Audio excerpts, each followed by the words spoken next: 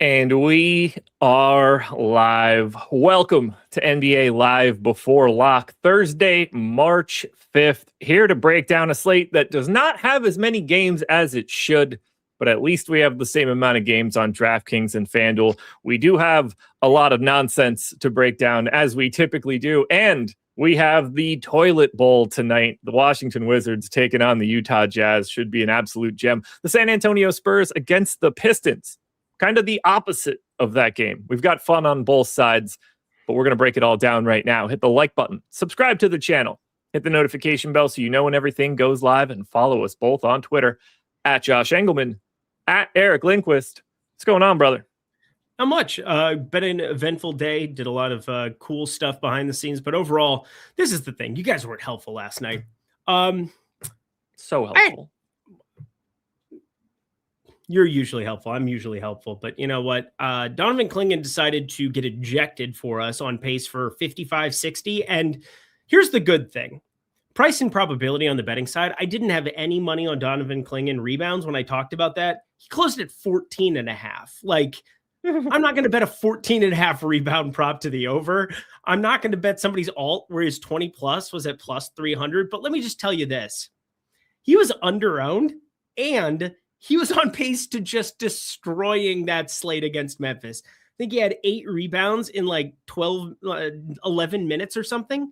It was stupid how good he was playing, and stuff like that happens. I can't tell you enough. That's why bankroll management matters. I can't look at your screen and tell you how much money you have and how much money you should put down. I also can't sit here and tell you somebody's not going to get ejected and that somebody's some 100% jam play. We give you the best advice we can based on the data that we have, based on the slate that's been presented before us. And today, we got some really fun edges. We got some really fun opportunities, but a dude can turn his ankle. A dude can, get lit up. De'Anthony Melton continue to, be an idiot shooting a basketball. Or yesterday, we could have Quentin Grimes just disappear from the face of the earth, and it is what it is. But this guy was $8,000 at one point last year. I saw Greg's tweet.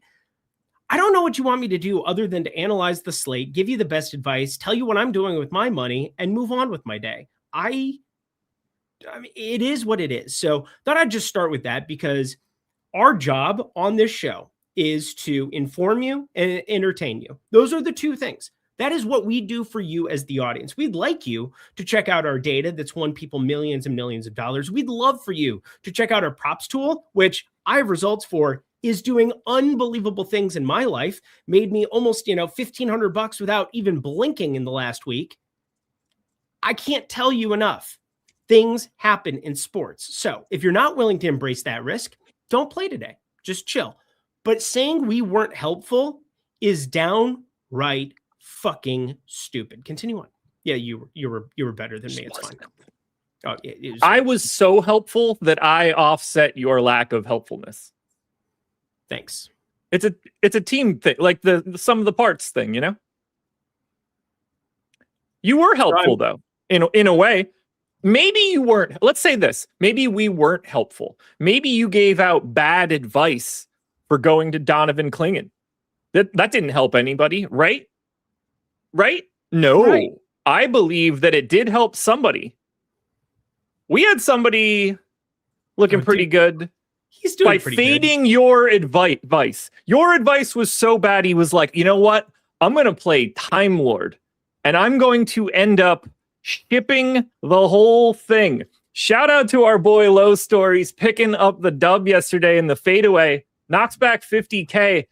Let's remember here, he's shipped the fadeaway last week, maybe, and like 2 weeks ago, and like 3 weeks ago. This dude has been printing money. And you get to see the stochastic logo at the top of the contest once again. And that lineup includes 42.25 points from Time Lord, Robert Williams. So he was like, you know what? You do give bad advice, Eric. I'm going to go with the other center for Portland. I know Clingan's getting ejected, and I'm going to get myself an extra 50K. Shout out to our boy, Low Story. I don't want to undersell anybody else. About that lineup? Pull the lineup up again. Up again. SGA Maxey. SGA Maxey. The raw points. I mean, this lineup is kind of an insane 50K winner, no? Like, this speaks to what we're trying to create on this show, which is puzzle, like, I think you get into this. I heard this from Dinkmeyer a long, long time ago, and I respect him as just a very sharp dude in this space. But like, he talked about, usually you come to DFS because you like to put together puzzles. Now, he doesn't mean literal puzzles, 500-piece puzzles. But when I was a kid, I loved seeing how fast I could beat Mario 64. Like, I loved time racing myself and seeing how fast I could get from beginning to end Mario 64. It's now a big thing on Twitch. It's a huge thing. But like, this puzzle is incredible because there are a lot of pieces here. Walker, we didn't say his name the entire show, and it was an insanely sharp play, and it showed up in the Sims for me. I didn't do anything about it, but I had 90% Klingon, so that didn't work out. But if Klingon doesn't work out, yeah, thanks. I appreciate you. Second highest dome player next to that, Grimes individual. But look at that Walker and Williams piece. Both of those specifically, they're game theory pieces. I was big time on Scoot. Scoot ended up starting, and I thought he was way underowned at 16.5% in the main. But Drew Holiday, absolute smash. Really nice piece once you got Denny Avdia out. Robert Williams, leverage off of Klingon, and Walker, leverage off of the popular pieces from Philly. This is the stuff you should be paying attention to. This is what we try to do with Nuke of the Night. So when you hear us and it's like Nuke of the Night, Scoot Henderson, he's 3% owned. That was me looking at all the ways that Scoot could show up in your lineup and smash. I'm very happy that I had 50% Scoot Henderson yesterday. It didn't go well, but I would do the same thing 100 times out of 100 in that situation. Now, there are other lineups that showed up. I had half of my other lineups that were there. I'm just looking at this, and it tells such amazing stories, and it had the two most expensive pieces put up suboptimal bust games, and he won the main. The main. These are the fun puzzles we're trying to put together on this show daily. Well, let's do it, shall we? Let's have some fun. Let's break this gem down. 52 more minutes of talking. Never mind. Yeah, we're not going anywhere that much. We all know. Let's go.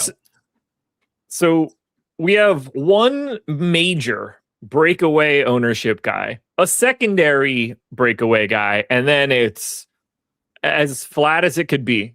It really tapers off and allows you to take sort of any stand you're looking for. At the top of the ownership sphere for today, $4,900 center-only Kel'el Ware, Miami against Brooklyn. We got him in for about 26 minutes right now, 50% owned, 50% optimal. Only other guy that's getting any other major love compared to the field, $5,600 Will Riley, small forward, power forward eligible for Washington, taking on the Jazz, north of 30% owned and optimal. Everybody else is 20 or below. This was more extreme this morning. Things have changed as the day's gone on. Let's start with Kel'el Ware. So the Ware thing scares the shit out of me, for what it's worth. Yep. Does it not? Like, it should scare the shit out of you. Anthony Edwards available to play. I thought that was just a joke anyway, because he played through the late Q tag the last time, and we're back to last year's Anthony Edwards. He plays through every Q tag. But Kel'el Ware, the last two games, the one thing that's obviously changed, the thing that's very comfortable, is Norman Powell is out. There's a rotation spot to fill up. And the fact that these other pieces aren't all that good, and Norman Powell has generally been a 30-minute guy, and we've seen a lot of minutes of Bam and Ware sharing the floor together, even though it does hurt Bam's effectiveness. You got to feel better about Kel'el Ware, considering you can't project him for less than 25 minutes today. He's gone back-to-back, played more than what we're projecting him for. 29 minutes. One was a massive blowout. One was a close win against Houston, but his rates are absurd. He is a phenomenal fantasy producer, and we have a spread that whenever it gets to these double-digit ranges, you get the opportunity to have him close without Bam. And when you get the opportunities for him to potentially close and finish out games without Bam, you get these massive scores that you can't get from anybody else, and he is sub 5K. Everything about it scares me, though, because if this game plays more competitively, Eric Spoelstra has had this back and forth, and it can really change on a dime. Ware has a lot of defensive tenacity. He likes him out there, and then he loses it for a game, and they just show him the bench, and it is what it is. It scares me a little bit, but his price tag exists. We play a salary game. He is 4,900 as the producer he is, with a massive rotation spot that's now missing. We already had Jovic and Fontecchio out for quite a while now, so we've seen that. But it's kind of been will he, won't he, will he, won't he. Once Norman Powell went out these last 2 games, he's just been in the rotation as a staple. And knowing he can close, I feel more secure about his minutes. Knowing that he can be out there for a full 24 minutes no matter what, no matter the game script, that makes me feel like his floor is so good. And his bust percentage, I know we've talked a lot about Boom because we're always looking at the upside of a player, but like he's currently in 60% of my lineups right now, and I might trim it down a little bit based on some news that we get, but we got Wendell Carter in again. We got Anthony Black in, so we don't have to worry about, the chalk piece that we were massively jamming last time out in Goga Batadze, because it's probably going to be Mo Wagner backing him up and playing the minutes, and Goga just goes back to being irrelevant. We don't really have another center that we really want to be getting to. And it just creates this piece that while we've been burned at times, I feel more secure about him. And it kind of has me worried just because I shouldn't feel secure about Khalil Ware. Yeah, he looks fantastic. He really does.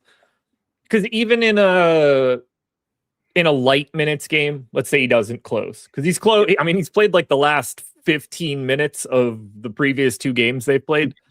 Let's say he doesn't close and he plays 21 minutes. At 4,900, he can still very easily pay off what you need today. And realistically, he can grab a couple extra minutes in this spot. But I like where we have him projected. I completely agree with the way that he looks. And once you start looking at center, it looks even better to me, just, given some of these guys here. I do find Jake Puddle to be interesting with him on the same corner as Khalil Ware. And then obviously the idea of paying up for someone like Victor Wembanyama is permanently interesting, and we will certainly get to him as a pay up option. But the Ware piece just looks great. He looks like way too good of a point per dollar play.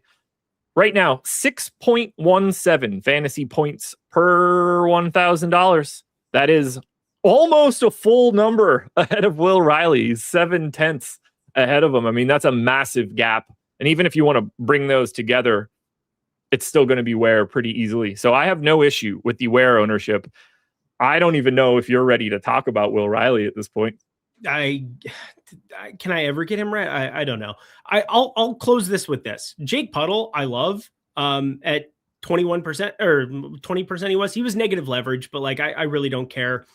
You need a guy. And one of the push and pull things with the market, which I find to always be fun, is like, yes, Rudy Gobert is a great defensive center. Yes, Minnesota, it'll be up in tempo. Maybe they even out to some extent, but like, you need Jake Puddle on the floor a lot in this spot, and you don't have Colin Murray-Boyles. Like, I think 2 center, but not Wemby. Like, I've generally been in the Wemby circle a lot. I'm really not there on Wemby today. And it's just basically 2 cheaper 4,900, 5,200 centers and spending up elsewhere. Like, for me, those 2 guys on this slate are really going to identify what else happens for me if I end up making money or not, because I just think Jake Puddle has 30-minute upside, 32-minute upside. You don't want, unless Sandro comes in and just flamethrowers early, I feel very confident that they're going to have a lot of minutes for Jacob Puddle. Like, this dude is playing way more minutes right out the bat. 30 in a blowout against New York. That was nice.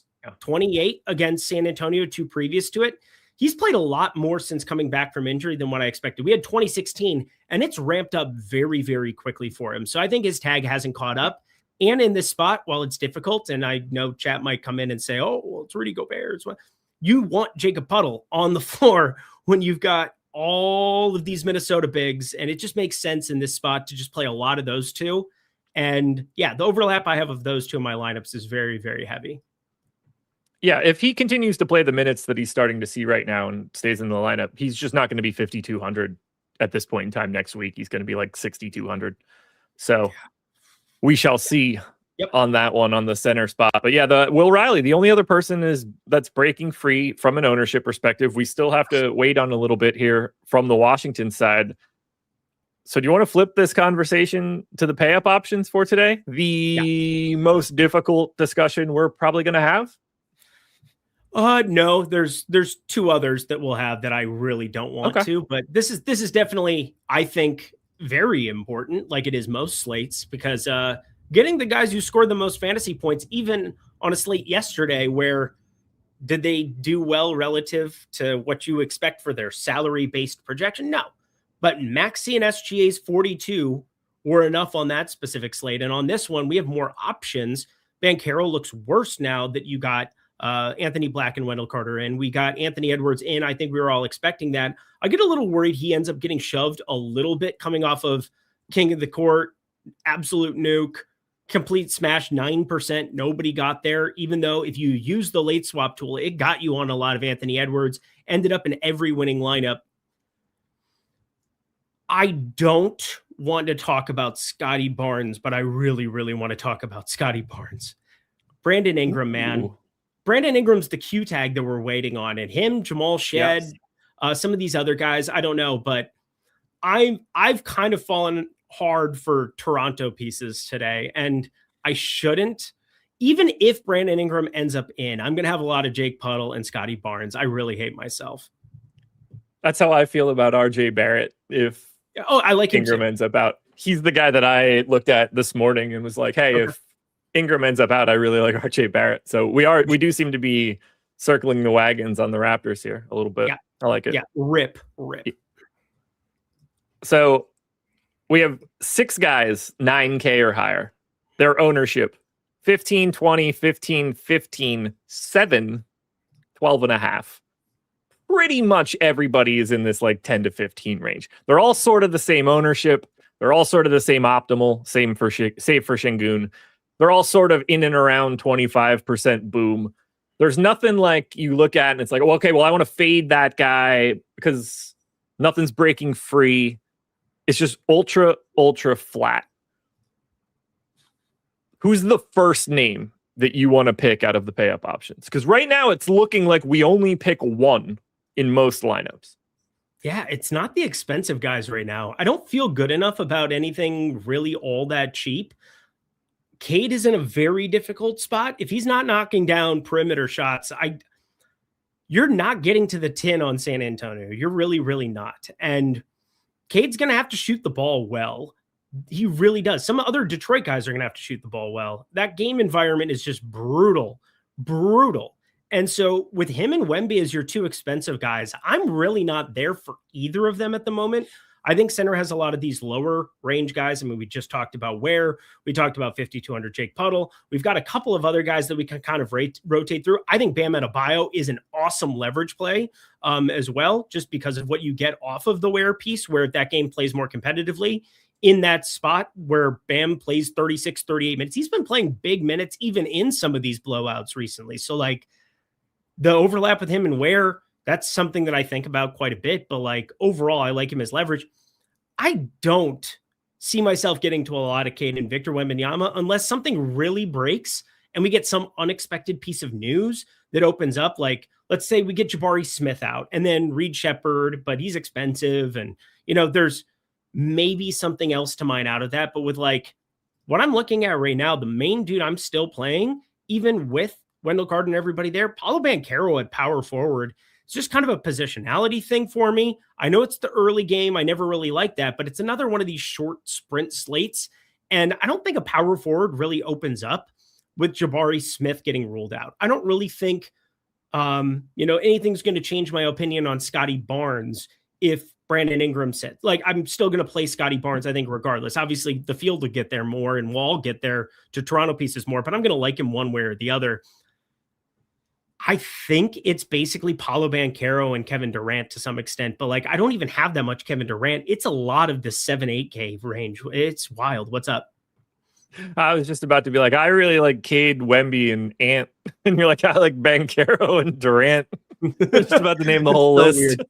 I'm just looking at what I got in the Sims and kind of like reverse engineering what I'm looking at. And it just appears that with a limited Cooper Flag, with a limited Trae Young, with a limited Brandon Ingram, with a limited, Anthony Edwards won't be limited, but I'm worried about his ownership. I'm actually worried about Ant getting steamed up. So with that being said, I don't feel great I don't feel great about any spend up. It might just be kind of peppering the board with a couple of them, but like I have 5% Cade. I have 10% Wemby. I'm way under on those dudes.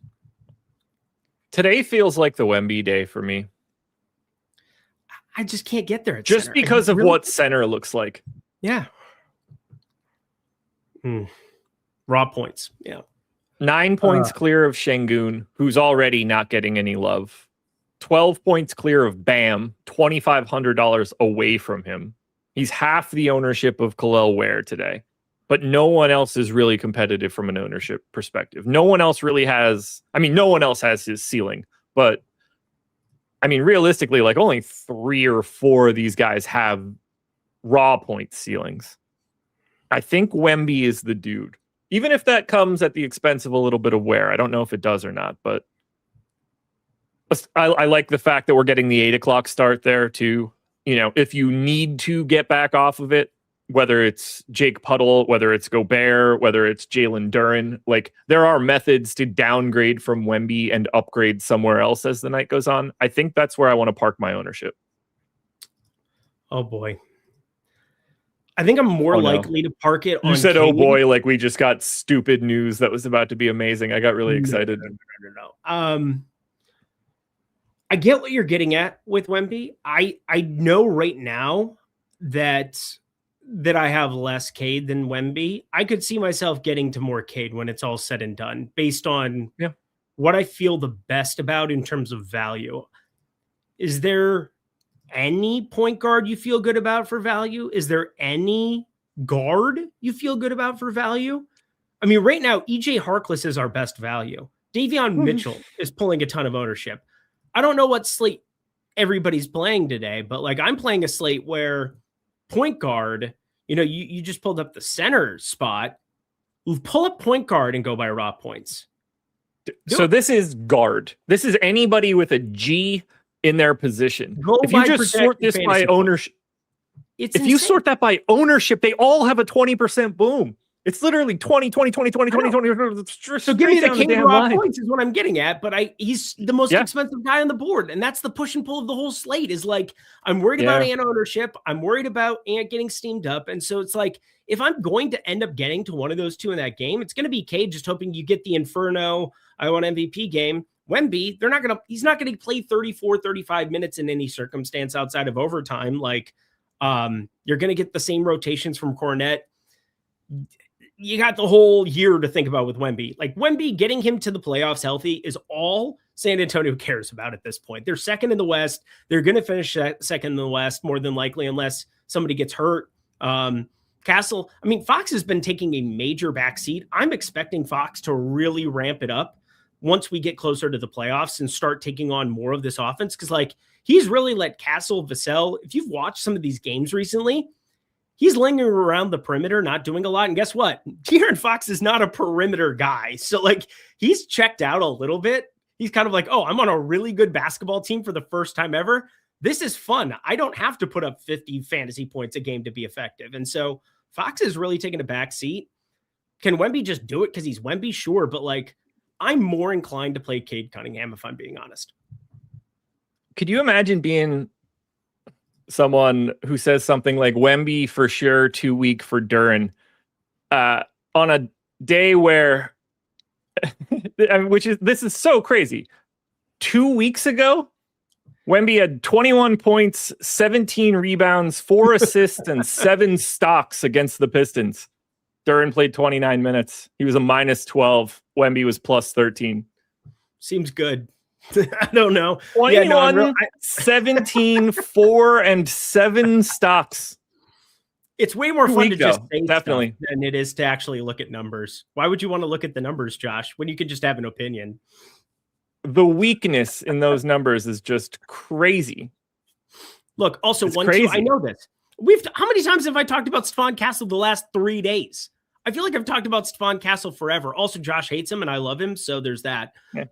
But I'm serious. Like, I get it. I literally just told you I have 5% Cade, but I'm inclined, if I'm going to get to one of the two, if I'm going to just like boost somebody or get value, I'm probably going to get to more Cade when it's all said and done. Hey, just in case that game I mentioned wasn't great for you, the only other time that he's faced the Pistons, January 10th, 2024, he only played 21 minutes, so he was kind of dog shit. 21 minutes, 16 points, 12 rebounds, 10 assists, triple-double. Is that good? Triple-double in 21 minutes with no stocks. Whoa, that's great, dude. Whoa. We're not belittling anybody. He literally just read off stat lines, and I literally was just saying, oh, okay, never mind. We're belittling you. My bad. Yes, we are. Because that's great. That's crazy talk. He scored so many fantasy points against the Pistons in the only real time we could ever talk about it, which was not even far away. February 23rd. It was super recent. Oh my God, I love you. This is fun. So go Wemby. That's my man today. Let's look at Discord. Right now. Let's check and see if there are any questions. Look, we're an amazing show. I think we all know that. There are 2,000 people watching this. People are going to read chat. I want people to read chat, and they're going to see that and be like, oh, Wemby probably is too weak for Duren. Got to let the people know the facts, folks. I'll let him make those numbers up. What else could I do but just explain that this guy just absolutely smashed against the Pistons? Yeah. If you could start very simple. Your NBA team with any individual one player today, who do you start your NBA team with? Like in a perfect world, you have the number one pick of everybody at their age that they currently are right now. I think you're kind of high not to take Wemby. You're either taking Wemby or Jokic to me. Those are the only two. Yeah, Jokic, but Jokic, I'm getting, hopefully. I mean, you never know about health. And Wemby definitely has, I will say, less of a, like Jokic just does not have a fragile build. I think that's the nicest way I can put that. Like Jokic plays below the rim in a way where I feel pretty good about his health long-term.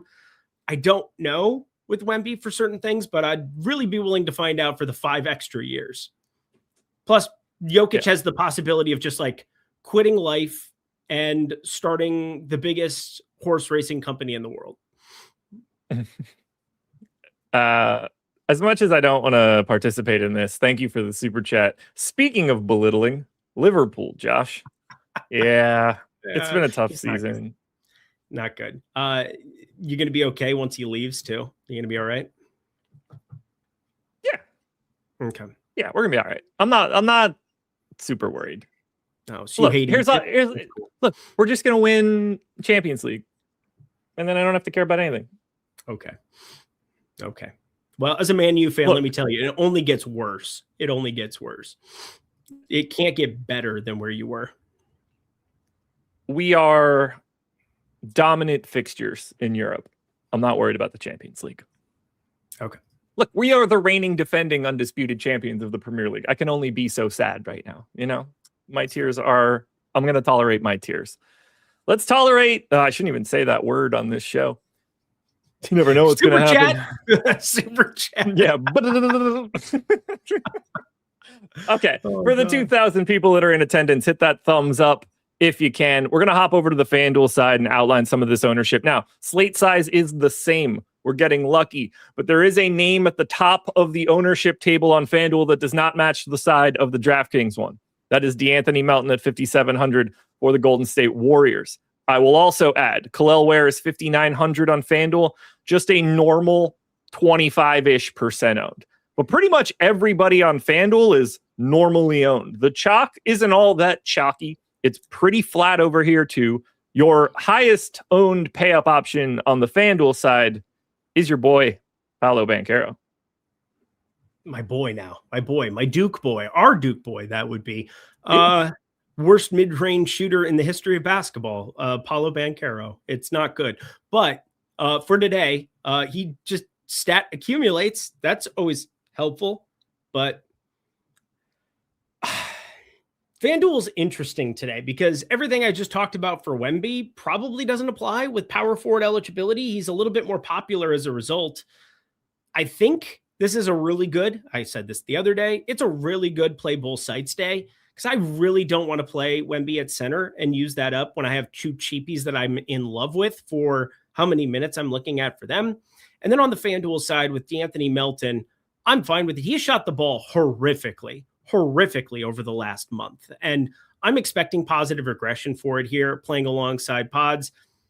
Houston is not the time to necessarily feel good about your life, to feel confident about your life. But there's no question that for Golden State specifically, everything is brutality. What are you doing right now? This looks fun. We're doing thought experiments. I just wanted to look at something quick. Jabari Smith in, and starting lineup for the Magic: Suggs, Bane, Black, Banchero, and Carter Jr. Cool. I just wanted to look at their net rating with that 5-man lineup. I was intrigued. Why is 199 minutes plus 4.1. Not great on offense. Not surprised. Well, yeah, I mean, just getting Suggs healthy for the first time in forever, too. Oh, great. We have Leaky Black starting. That makes me feel good. Oh, let's get to it. Just end my life. All right. The Washington Wizards will be starting Trae Young, or Young, Johnson, Black, Koulibaly, and Reese. Trae Young's got to be like, what are these dudes? Trae Young, how does he get to how does he surpass 6.5 assists with Leaky Black shooting on the perimeter? Bilal Koulibaly, who can't shoot. Like, what are we doing? So the second highest owned guy on DraftKings that we had marked as a starter in Will Riley is about to switch it up a little bit here. How do I feel about Will Riley? I feel like he's going to play more minutes now. He'll play 33 off the bench. That's great. Dude, I feel like Trae Young's going to ask these guys to wear name tags on the front of the jersey too. He got ejected and he didn't get time to figure out their names yet because he was in the locker room. He's like, oh shit, I've never even seen him play ball because I wasn't out there for the fourth quarter. Nobody's been out there for a fourth quarter because, well, they suck. But yeah, this is just some kind of special, huh? Justin Champagnie, just irrelevant to me. Anthony Heel, irrelevant to me. Julian Reese, I mean, we had him starting, so there's that. But like, Leaky Black is starting a game on March 5th in the year of our Lord 2026. 3,400. 3 people are starting. Young Leaky Black Johnson is starting today. I mean, what do we put Leaky Black's minutes at? He's played 30 and 31 off the bench.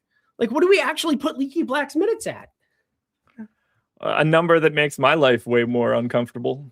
I know. Well, it's going to get put in a number that's going to make him playable. And oh boy. All right, let's do this. Let's say he's 24 minutes. Just picking a number. We have him in at 0.81 fantasy points per minute.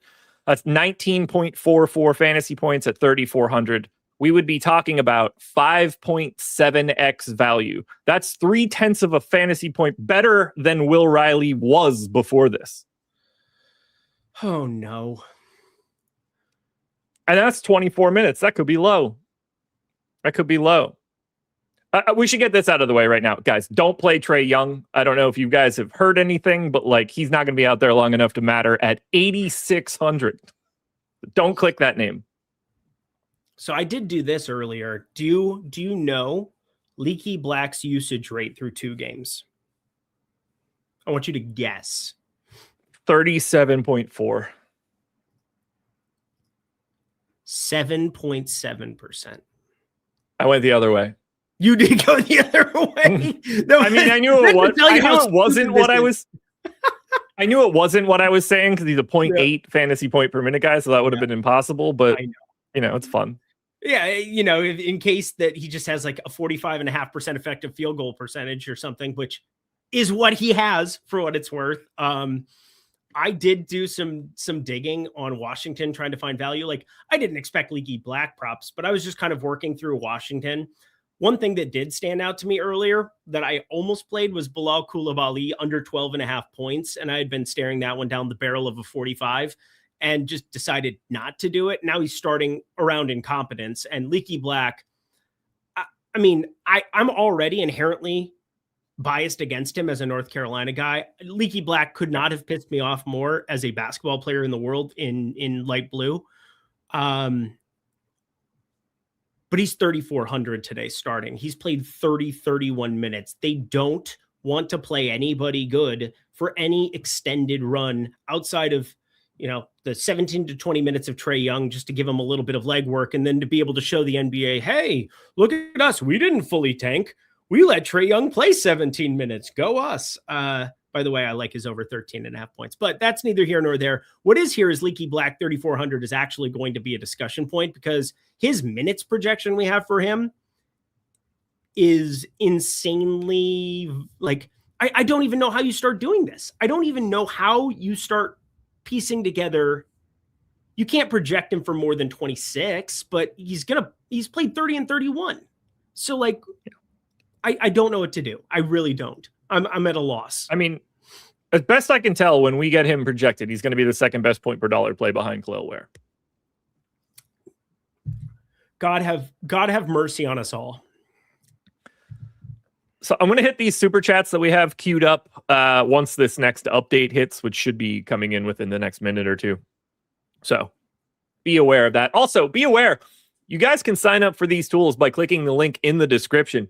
You'll knock 15% off the purchase price. And if you want to, hook up the avatar like Low Stories does. Use the tools that he's using. Maybe that could be you printing 50K, 100K, 100K wins.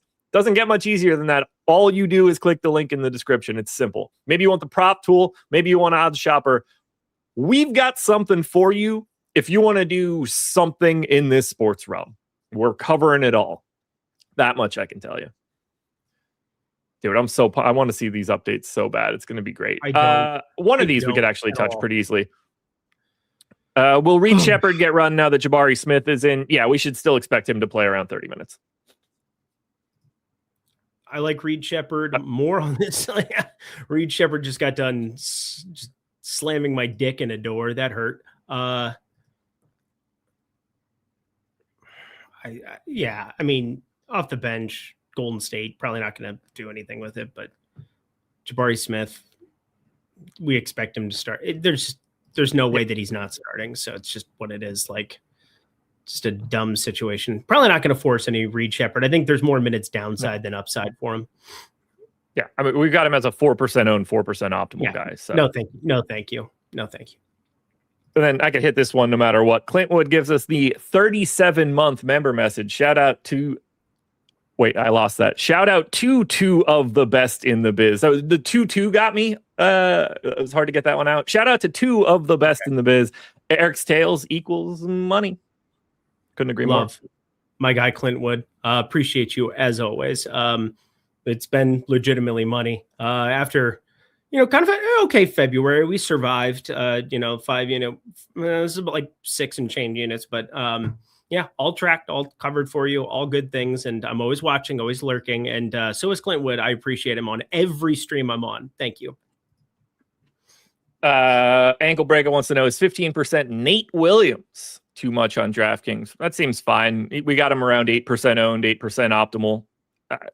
Not a guy that I'm paying attention to in any way, but having 2x the field on him, I don't think is problematic. It's not a problematic amount.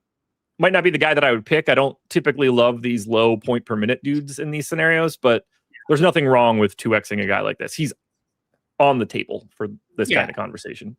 Yeah, it would be a lot more interesting if he didn't get ramped up to 3,800. We know Steve Kerr has no regard for humanity. He hates all of us and makes our lives a living hell. But he's efficient. I think I had him in 10% in my last run. I didn't get him in this run I just put together. But what's in Nate Williams? Exactly. A guy Steve Kerr liked for 2 seconds. What? It's Jonathan Williams, but I know that's what a Nate Williams is. It's a Jonathan. Which is probably makes our lives easier. That's good.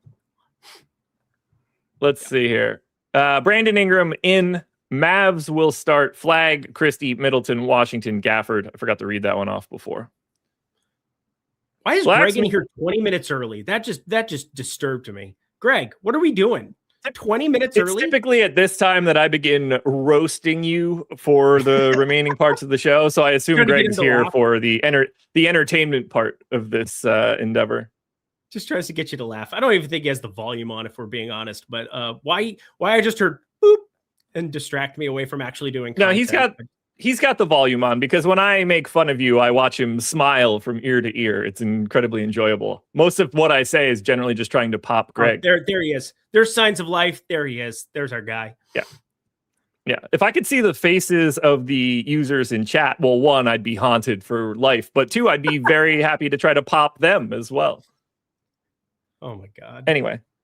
Lego, Josh and Eric, keep doing what you do. 47-month member message. That's 4 years next month, man.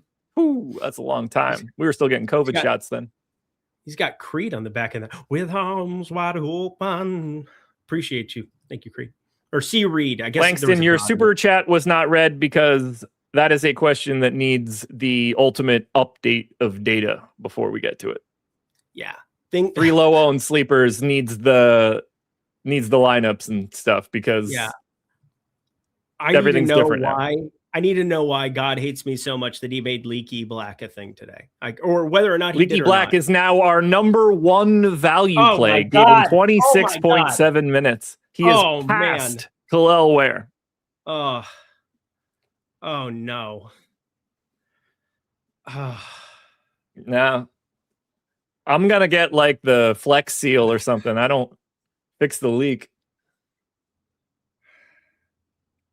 We didn't get the ownership yet, but projections have hit, and he's number 1 at 6.09 fantasy points per 1,000. Do you know how awful this is to all of us that they would do this? Like, I just don't get it. Whatever. Here we are. I'm really interested to see where Will Riley's ownership goes. He's 5,600 off the bench, Josh, for Washington. I mean, it's awful. Like, I felt way better about I felt awful about Will Riley anyway. You don't feel good about anything from Washington. That's the major problem. But 4 consecutive games of 33 plus minutes, I was going to play Will Riley. And now, are we getting a cheaper Will Riley with Leaky Black? Or are we getting North Carolina Leaky Black? Or are we getting NBA Leaky Black? I'm not sure. I really don't know what to make of any of this. 35% owned, 35% optimal Leaky Black. God help us all. Honestly, God help us all. So there's the update right there. Great. Still top of the ownership heap, Khalil Ware. Actually shown slight positive leverage at this point. Leaky Black now moves into the number 2 spot overall in ownership and the number 1 point per dollar play of the day. Will Riley now, by the way, since we talked about him before, 9% owned, 9% optimal. A little sneaky. It's a little sneaky. He's just being Riley. Yeah, it doesn't feel good. Washington doesn't feel good, but we have to do something with Washington. We just have to. And it would appear Leaky Black is probably going to end up being the dude, but it's not the hate for Leaky. It's just knowing what he's done here over the course of the last, I don't know. The guy's a 7.7% usage rate in the starting lineup. Going to play an eternal amount of minutes, and it's going to be very cardio-esque more than likely. He's going to get points in. Is he going to get points? 0.78. Are we sure? 0.78 fantasy points per minute. Yeah, he better get not a great per minute, dude. He better get minutes, because you were playing him to get minutes. You were playing him to get to that 30-minute threshold, and you're playing him on a slate that, fortunately, like we have Keldon Johnson without Harrison Barnes. We've got a couple of Golden State guys that could potentially show up. We brought up Nate Williams. We brought up, some guys, I guess, Kings of Leon's could potentially get some minutes, but more than likely not, considering 18 is like his high point. I don't think he'll end up being like a rotational guy. He's like 0.1% owned for what it's worth. So like there's nothing down here that's sub 4K that I liked whatsoever outside of Keldon Johnson. I had like a share of Julian Reese, but probably going to get 0 of that now too with Anthony Heel in. So yeah, 3 low on sleepers DK. Here we go. Let's do it. I'm going to sort this by only guys less than or equal. Let's just do less than 10% owned. Single digit owned dudes. Top plays. Holy shit, that's bleak. I would say Jalen Duren is the first name that stands out to me if you want to take a different path at center. Too strong for Wemby, you know? I think Will Riley is absolutely an interesting name in this sub 10% owned list now. There's a part of me that wants to say Ryan Nembhard really, really badly. Najee Marshall dinged up, coming off the bench now with Chris Middleton starting and playing those minutes. Cooper Flagg limited. This is still an 8-point spread. If it gets a little haywire, Ryan Nembhard got paid, should be the backup point guard. No Brandon Williams out there. I could probably get myself to around 10%, 12%, just talking relative to ownership, like a 2-3% Ryan Nembhard. He's traditionally been a really good dude, racking up some assists in garbage time type dude. I mean, earlier this season, we had a lot of Ryan Nembhard slates, even alongside Cooper Flagg. Feels kind of like the forgotten guy on this slate to me. So I'll see him as 1. I'll save my Nuke. I'm looking at Duren, Will Riley, and Tari Eason. I love the Eason call. I'll go along with Eason with you. I'll go Ryan Nembhard, Eason, and Guy Santos. There we go. Guy Santos, number 2 in the boom score. Oh, is it? In that list. Okay. Olrat, should I play Sensabaugh at 31 fantasy points tonight? No. Well, that is not his number of fantasy points unless you are playing on a site that is not DraftKings, or I would imagine also FanDuel. That seems like an incredibly high number. 10% owned, 10% optimal, 16% boom. No problem. Like if he's in one of your lineups, I don't think that's crazy. I wouldn't want a lot of them. I get a little worried that Utah just won't close with him after the Miami thing. If you watch the Miami game, he closed, went berserk. He did not get the note that they were tanking. He had no clue. Bryce Sensabaugh went completely scorched earth and went heat check on the world and beat the Heat by himself. So I get a little worried they might just rip him off the floor and play like Cody Williams in closing minutes instead. So I think there's a very capped ceiling on a very shooting dependent player there at 11%. So that's going to be a no for me. Well, this is going to be a yes for me. Nuke of the nighttime.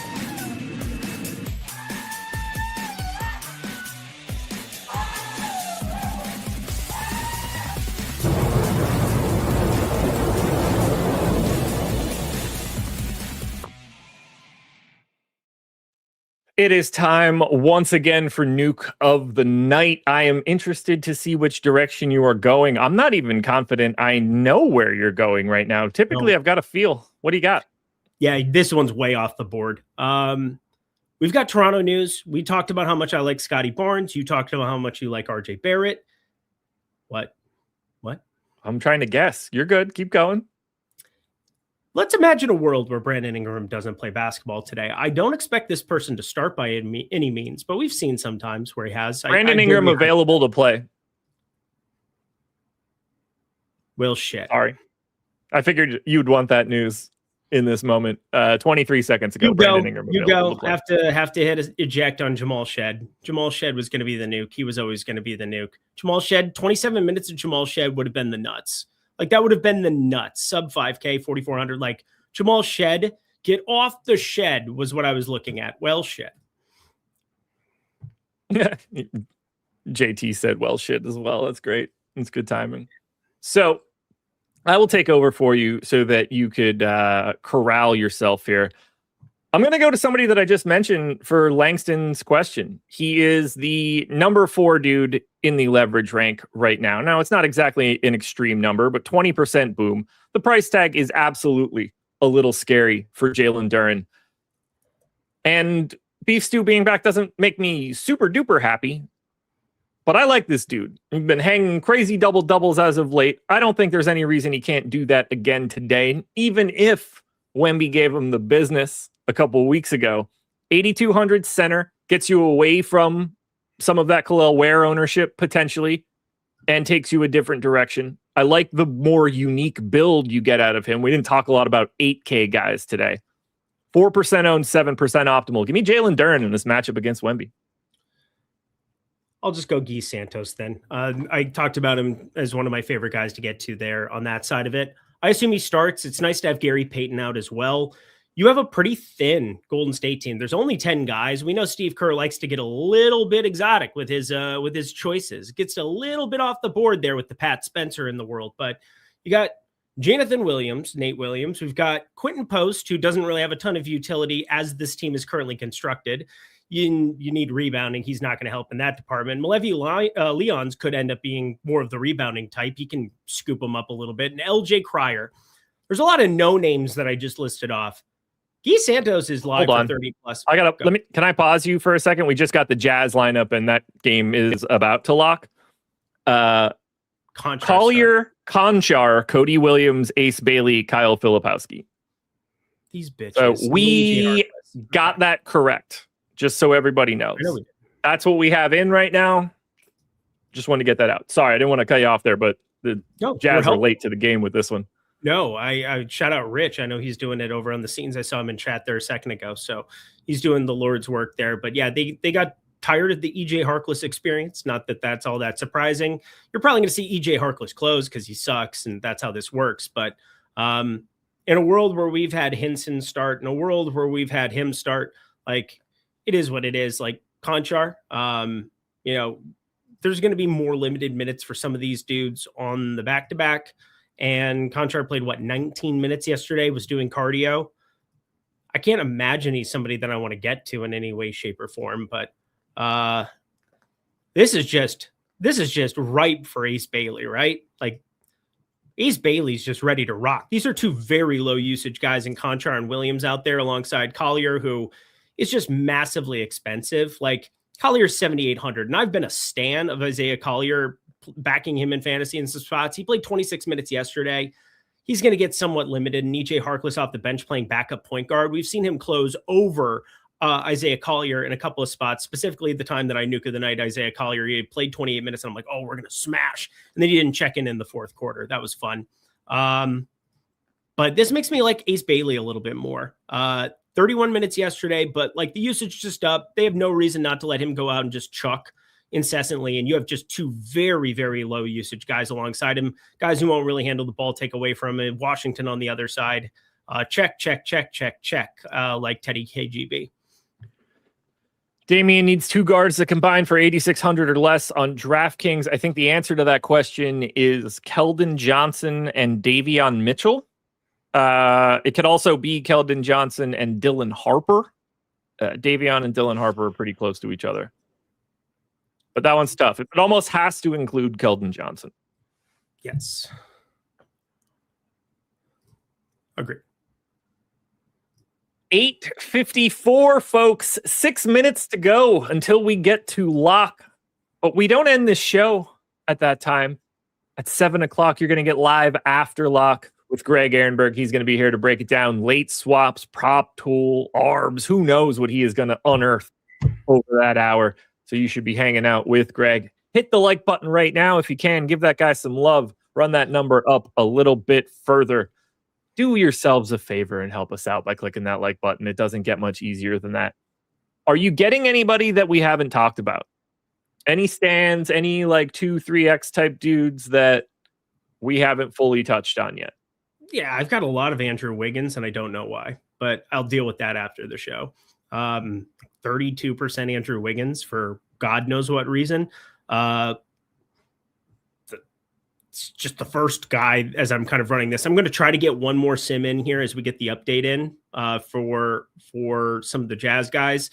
I do want to boost Ace Bailey a little bit. I think that's the guy that I feel the most secure about his minutes. Filipowski and Collier, far less secure about their minutes here in general. But with Conchar out there, it's definitely a boost in usage. Not that Harkless was going to eat it up, but it feels like a spot where Conchar is such a flat nothing in that department that it's hard to negate for me. So I want to try to find some way onto that. I'm looking at John Conchar's splits because he's 8.5% usage on the season, but that's low. 8.8% with Utah, 8.4% with Memphis.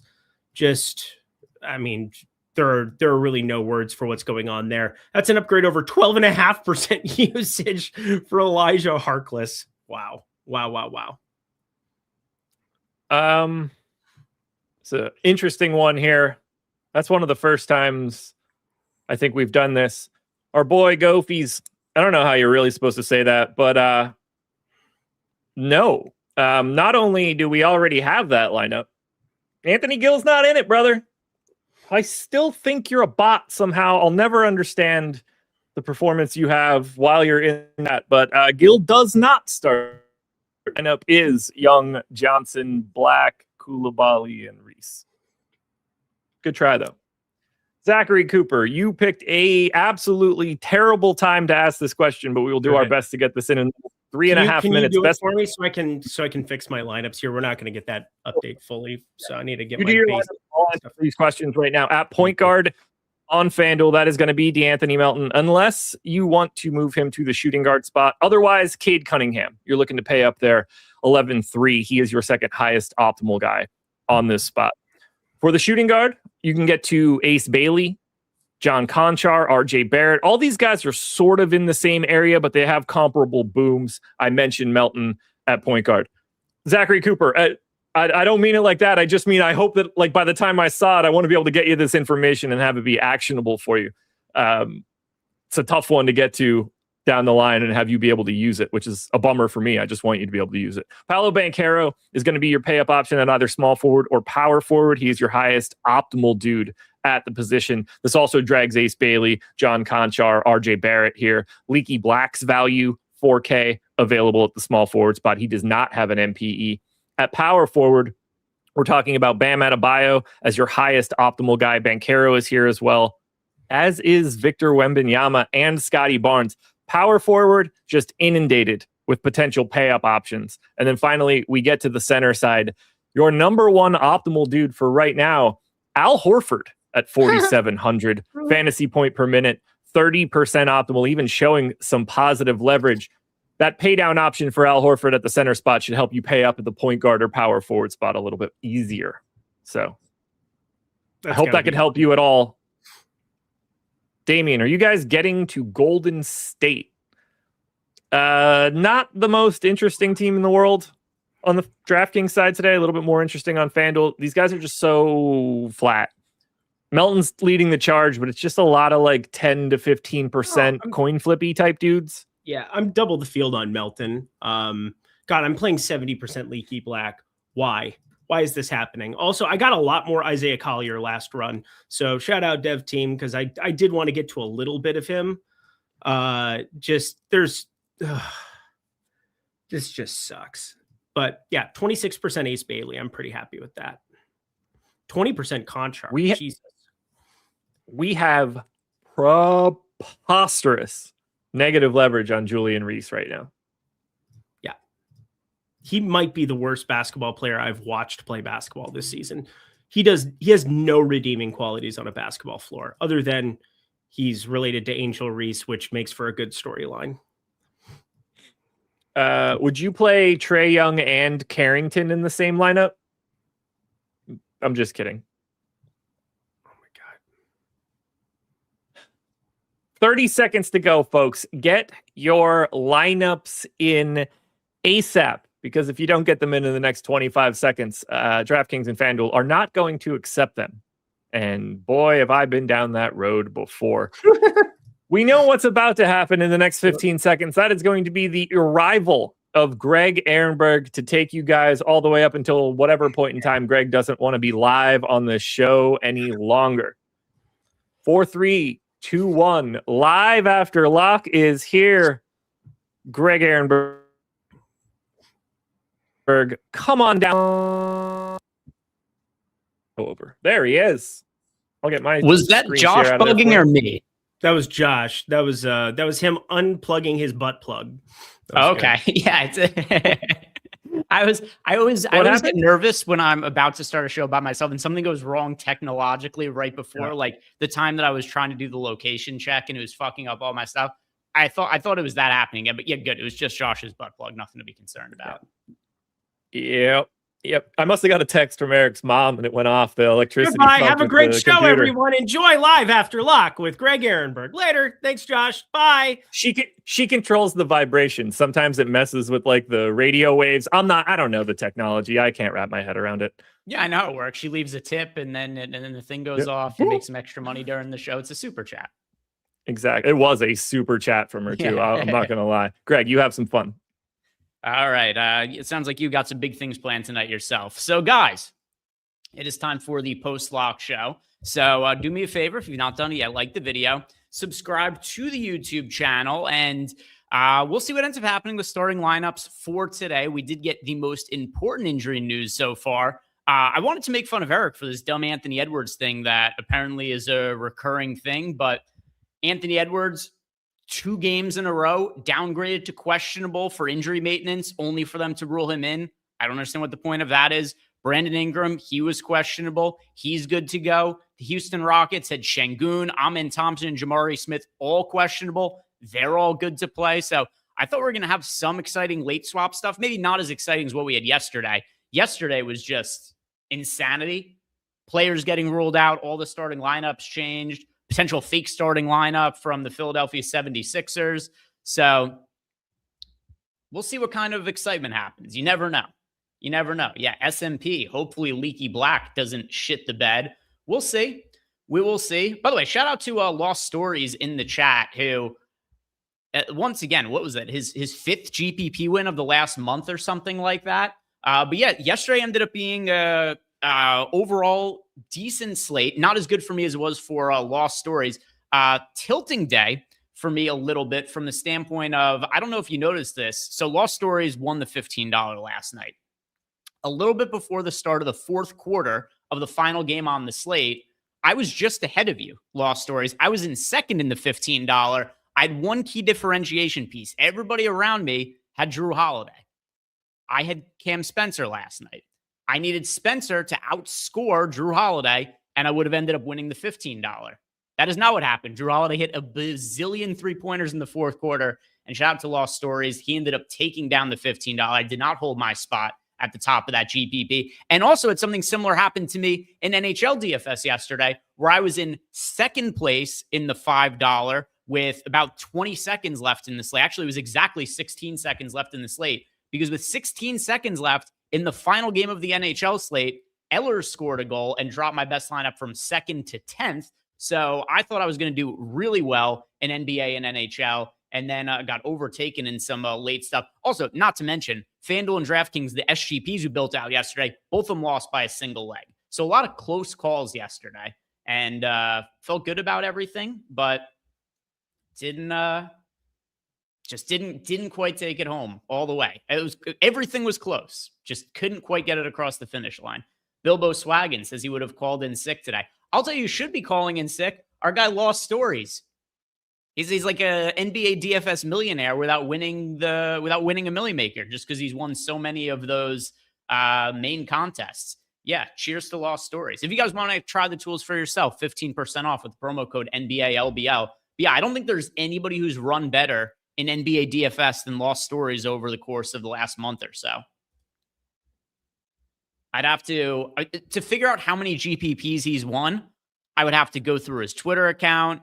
I'd have to buy a calculator to be overnighted to me from Amazon so I could do all the math. And that's just not even to count the dollars, just to count the actual amount of GPPs he's won. It's been a crazy, crazy run.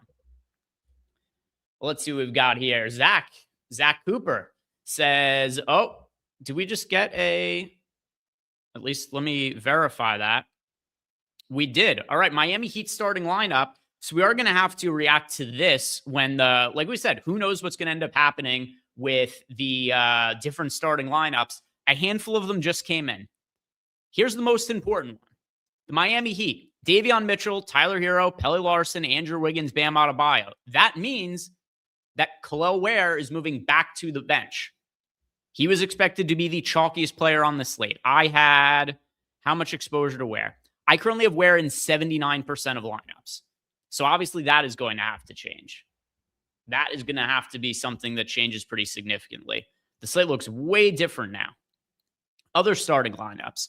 The Nets are starting a Traore, Man, Michael Porter Jr., Clowney Claxton, nothing crazy there. Rockets are starting Thompson, Eason. Well, this is a gigantic starting lineup for the Rockets. Thompson, Eason, Durant, Jabari Smith, and Alperen Şengün all starting together for Houston.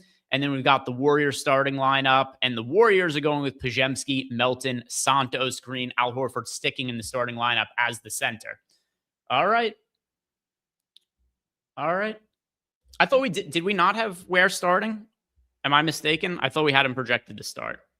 I was expecting him to start. Let's see. Did we not have him in our projected starting lineup? Oh, that's true. We didn't. I'm going to lower him a little bit anyway. I had him projected for more fantasy points than we did. So for me, it's going to impact Khalil Ware a little bit. I thought he was going to end up starting today. So I'll bring him down a little bit and lower my personal exposure to him.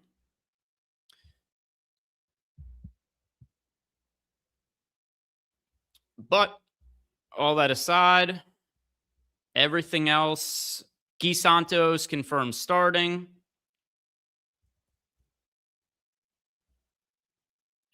Yeah, and Horford confirmed starting.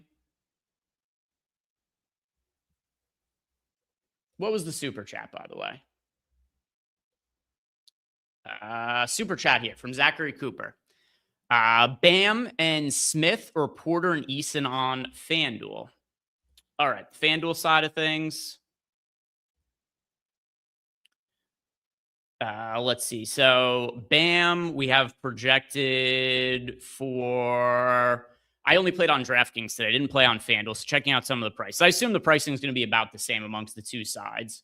But you've got here Bam Adebayo, and I assume that's Jabari Smith as your two options here. Jabari Smith, $6,200 on FanDuel. That's a pretty steep price point to be playing there. Then you got Michael Porter Jr. and Tari Eason. It's pretty comparable. I'm going to lean towards the Porter and Eason side. It's close, though. It is close. Was there another super chat here? No other super chats. Let me check Discord really quick, and then I'm going to start doing some late swaps for my lineups. BZ Ass wants to know Ware or Horford. I prefer Ware to Horford. I just have more Ware than I wanted to have exposure to. So I'm going to bring Ware down just a little bit in my lineups. Probably once we get an ownership update, and then I could run everything through the late swap tool with some of the updated ownership projections and some of the real scores. I'll go ahead and do that. See what we have here. We've got Aiden says he's got a $50 DK bonus bet, suggestions and thanks. All right, so let's go ahead and look at the props tool for Aiden here. And while we're here also, I'll build out a same game parlay for DraftKings. I've got a boost to use. So first things first, whenever you have a bonus bet to use, you should be using it on something plus money. That is how you're going to get the most value for your buck on any of those bonus bets. Let's sort just by DraftKings. All right.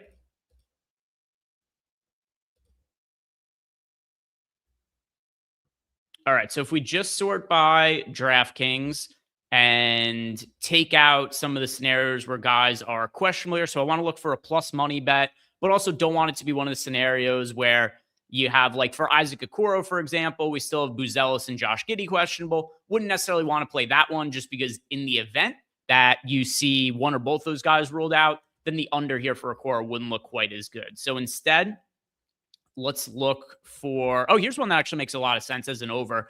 Quentin Post on DraftKings. 1.5 threes. The over's plus 134. We haven't projected for 1.7 threes. So it's something that's winning 48% of the time, but it's plus 134.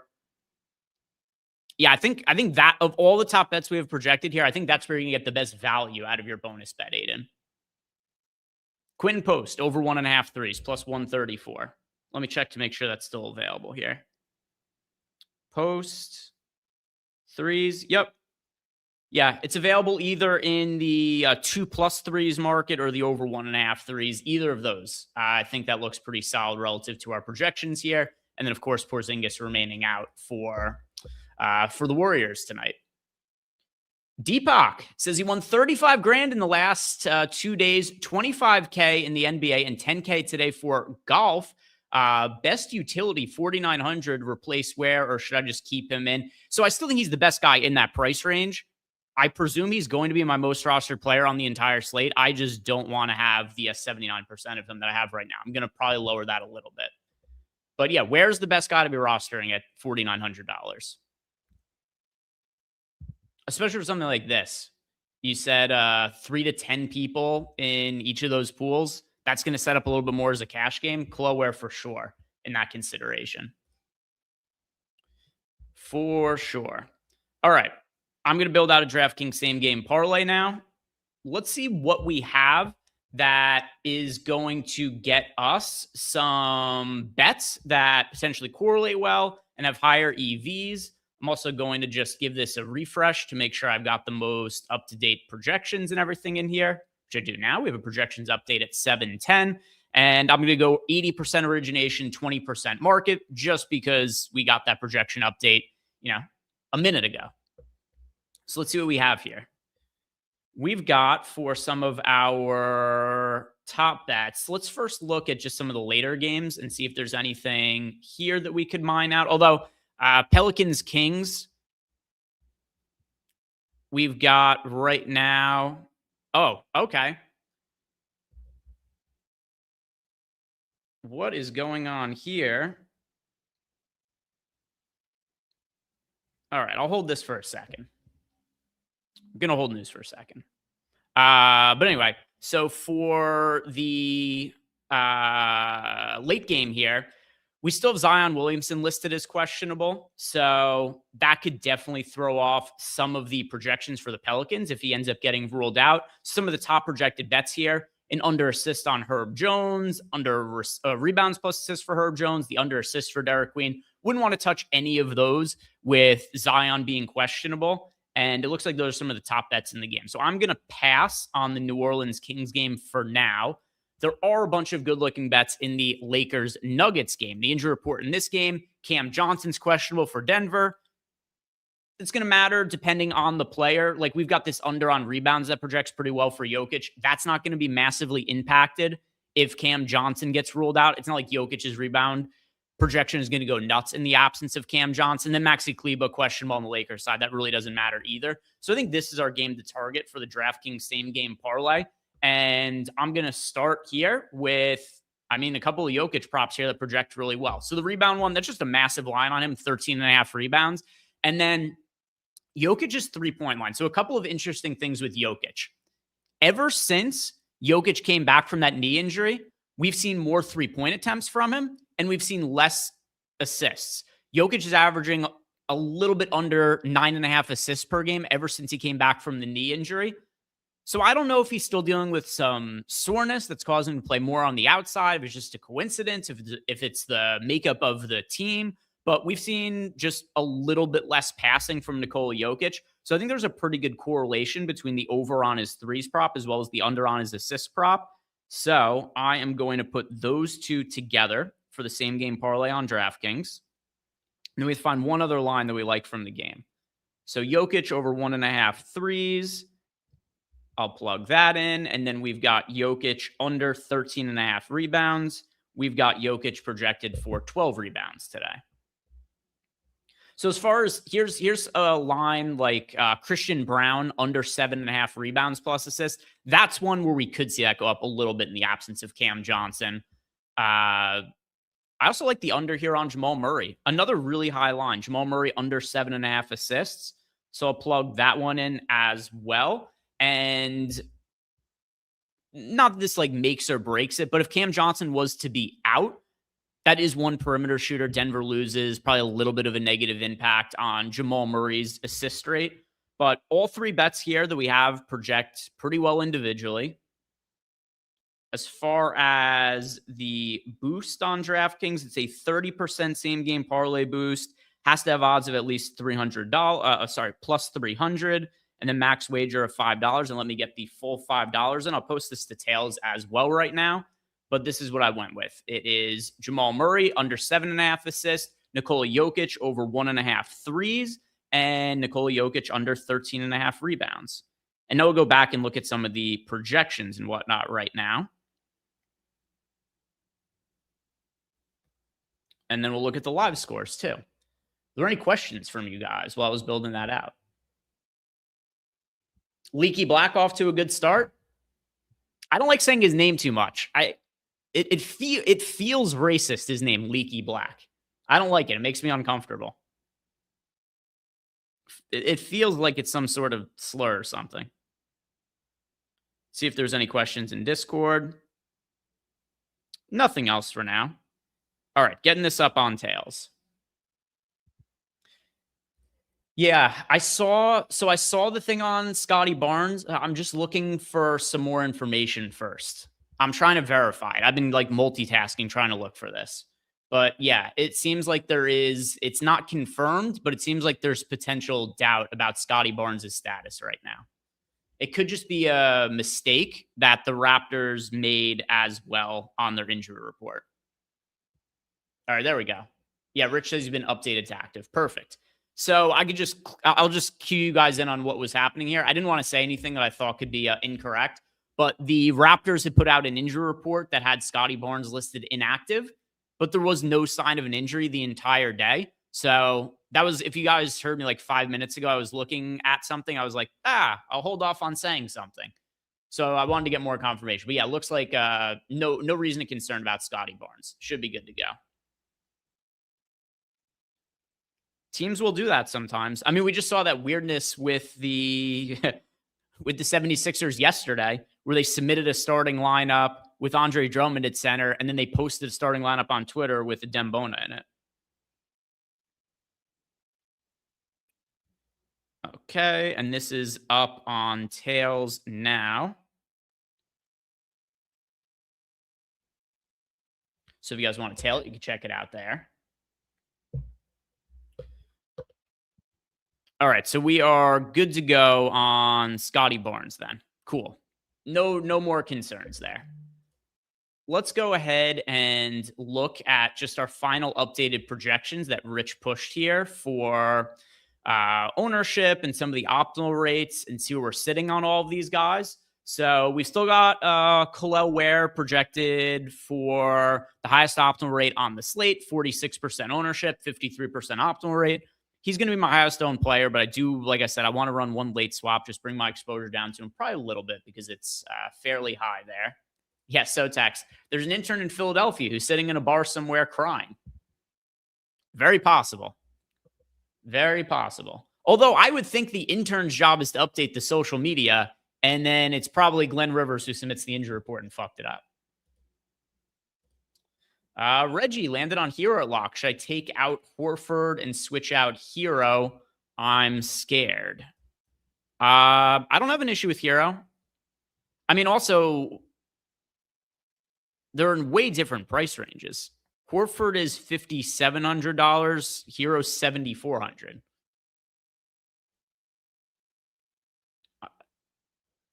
Yeah, Hero's fine though. He's playable. He's playable.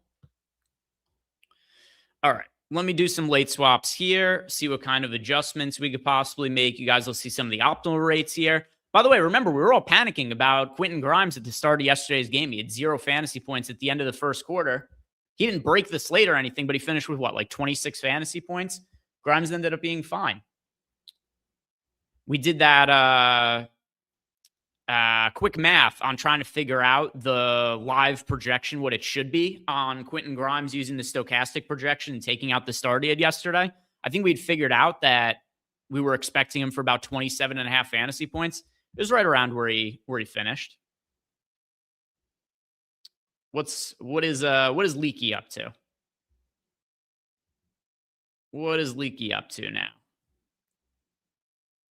So we've got Leaky 6 points in a board in 4 minutes. I dig it.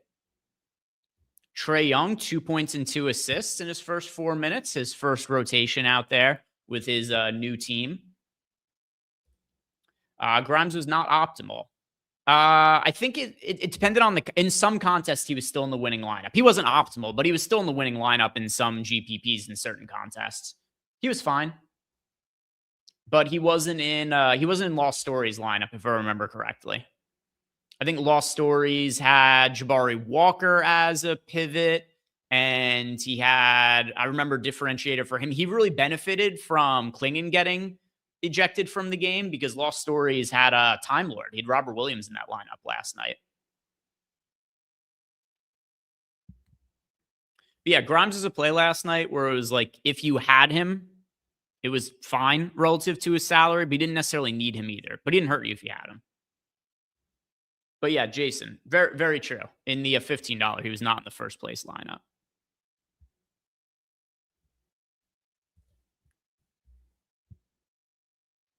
Yeah, the funny thing is Justin Edwards was not good last night. Lost Stories had Justin Edwards in lineup. Edwards was not good. He had 18 fantasy points, but like he wouldn't have been in the optimal lineup, but he was good enough to be in the winning lineup at min price. Tyler, my best guard play for $5,700 or under. Yeah, let's go and look at the projections. All right, so if we're looking $5,700 or under for a guard, who's projecting the best? Let's see. Those are all forwards. You got Dante DiVincenzo at $5,600. Yeah, probably Dante DiVincenzo. I think DiVincenzo's your guy to go to there. Yeah. I mean, no, I know what you mean in your response right there, and nobody else even knows what you're talking about. Yeah, the Pirtle one was rough. I had one lineup that scored around. I think I had one lineup at like 290 with Klingon. The Klingon ejection was annoying. It was warranted though. I don't know if you guys saw the highlight, but that was a full-on elbow to the face. I don't know if he meant to do it on purpose, but I thought it was enough impact that the ejection was warranted. As much as it sucked for my lineups, and I'm sure a lot of you guys too, because he was 51% owned. He was like the third most owned player on the slate. I think only Grimes and Maxey were more popular than him going off memory.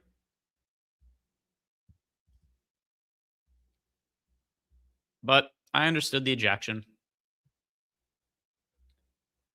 The ones that are the ones that are really painful for me are when a guy gets ejected and I don't think he should be ejected.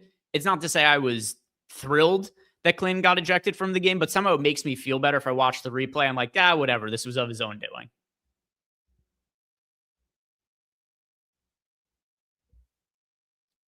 Larry says the ownership is updated. Thanks. Yeah, I'm about to kick off a late swap run for myself here.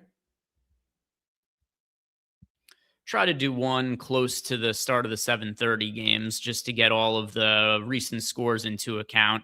And I'll let you guys know what, if anything, changes in a major way for myself. And then we'll build out a FanDuel same game parlay after this. And then any other questions you guys have as we get past lock, I'll be looking for those too. If you guys want to talk about the late slate a little bit, we could look at that. We'll look at some more bets. Whatever you all have questions about. And if you have questions in Discord, as per usual, just tag me and I'll be on the lookout for them.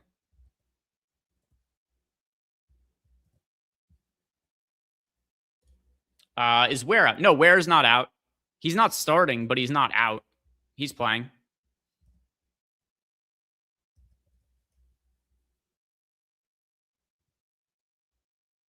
He should be showing up in the single lineup sim.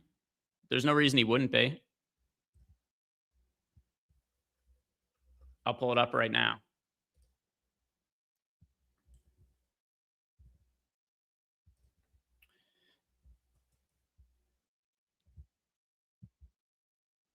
All right, let's see.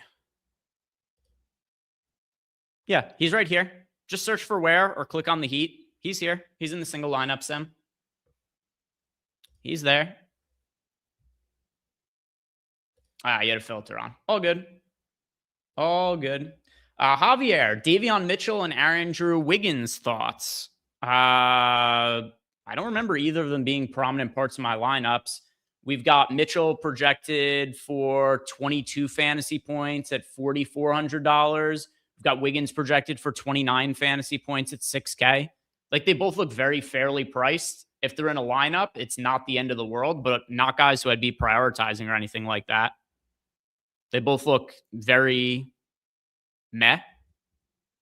If you're playing a bunch of both of them, I think you're making a mistake. If I was only playing one lineup for today, I wouldn't play Mitchell or Wiggins in that lineup unless it was something where it was like you absolutely needed to use that exact amount of salary to fill out the lineup. I definitely wouldn't play both of them in a single entry. That's almost certainly a poor lineup.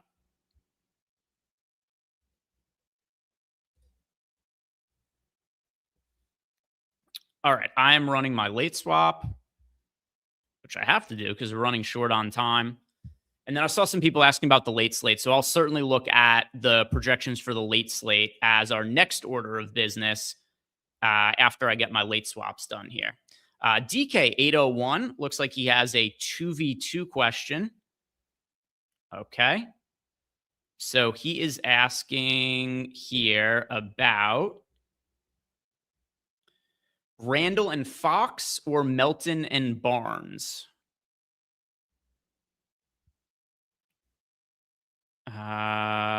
Let's see. Melton and Barnes or Fox and Randall. Okay. That for me, I don't like either of those combos. I'll say Randall and Fox, but I mean, of all four of those players, none of them are priorities for me at all on this slate. So take that for what it's worth. All right, late swap is running for me. Kevin on DraftKings, he has a question here. Caden Pirtle or Amen Thompson and Bam. I'm going to say Thompson and Bam for that one. Also, especially, I don't know who else you have in the lineup, but if you aren't playing Khalil Ware, I think Bam's a pretty good pivot in that particular lineup. Because in the event that you get Bam play really well, maybe the Heat stick with smaller lineups and Ware could potentially play a little bit less.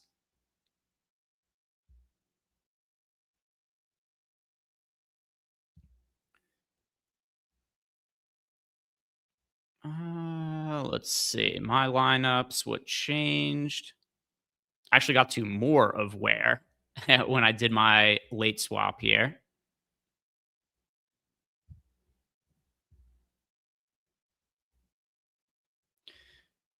So make some changes there.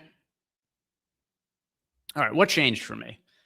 I got to some more of RJ Barrett. I got a little bit more of Guy Santos. Now I have a little bit less of Ware because I made some manual adjustments. I still have 70% of him, though. So still a good amount.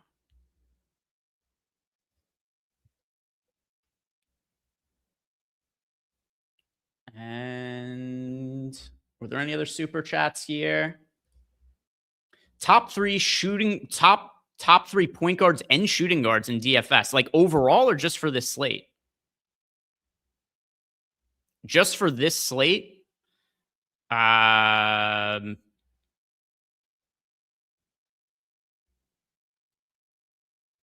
I'll get back to that in a second because I want to hear.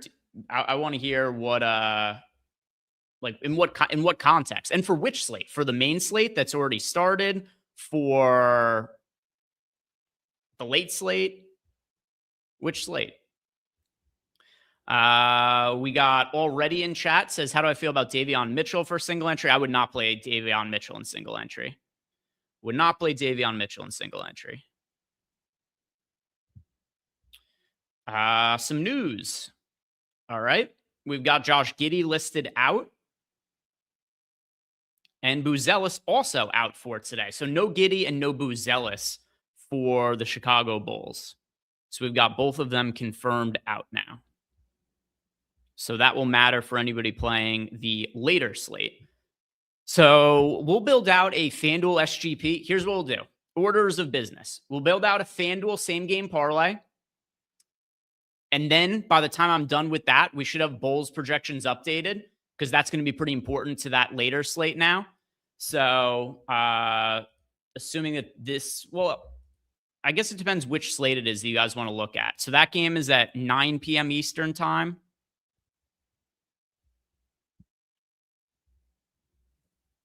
So actually, I guess that game isn't on the late slate, right? Yeah, the DraftKings night slate is only a 2-gamer. The Turbo one has more of the games. What about the FanDuel late slate? The FanDuel late slate also just the 10. Okay. So I guess it doesn't even matter. We just look at the late slate now. All right, so I'll give you guys the top projected players for all of the positions on the late slate. As far as injuries go for this one, it's just the 2-game slate. The most important injury is Zion Williamson is questionable. You've also got Cam Johnson questionable and Maxi Kleber questionable. So here's what we have for top optimal players at each position for the DraftKings late slate. At point guard, let me go back. There we go. All right, so at point guard, it is going to be Jamal Murray. Pretty spread out, though. Nobody for a 2-game slate. Nobody even has a higher than a 40% optimal rate. But at point guard, you've got Jamal Murray and Trey Murphy as the... By the way, Trey Murphy with point guard eligibility is ridiculous. But 36% optimal rate for Jamal Murray and Trey Murphy. Those are your top point guard eligible players. If you're looking to go a little bit cheaper, Bruce Brown would also benefit if Cam Johnson doesn't end up playing. Shooting guard, we've got Nick Clifford and Trey Murphy. 41% optimal rate for Clifford. He looks like a top play on the slate. Then you got Trey Murphy again. Some of the same cheap options like Bruce Brown with shooting guard eligibility. Small forward, Sadiq Bey, Nick Clifford. Already mentioned Nick Clifford with the shooting guard eligibility also. See cheaper. Cheaper guys, Herb Jones, Bryce McGowan's. So they both look fine now. They would also benefit if we end up getting Zion being ruled out.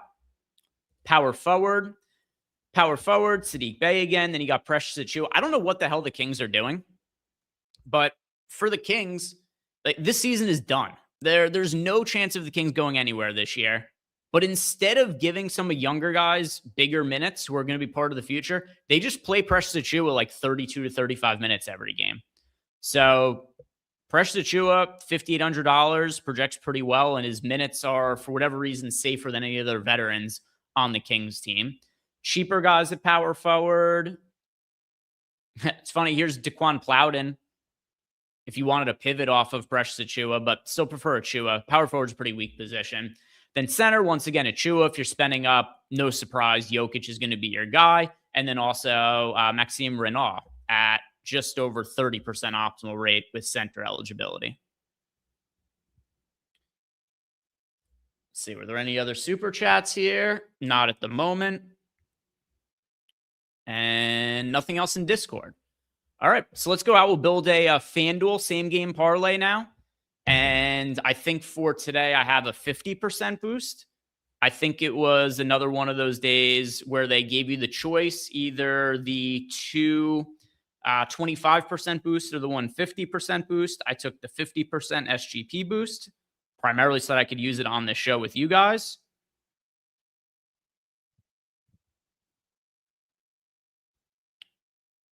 And logging into FanDuel. See if there's any other boosts available. It's making me do the 2-factor authentication.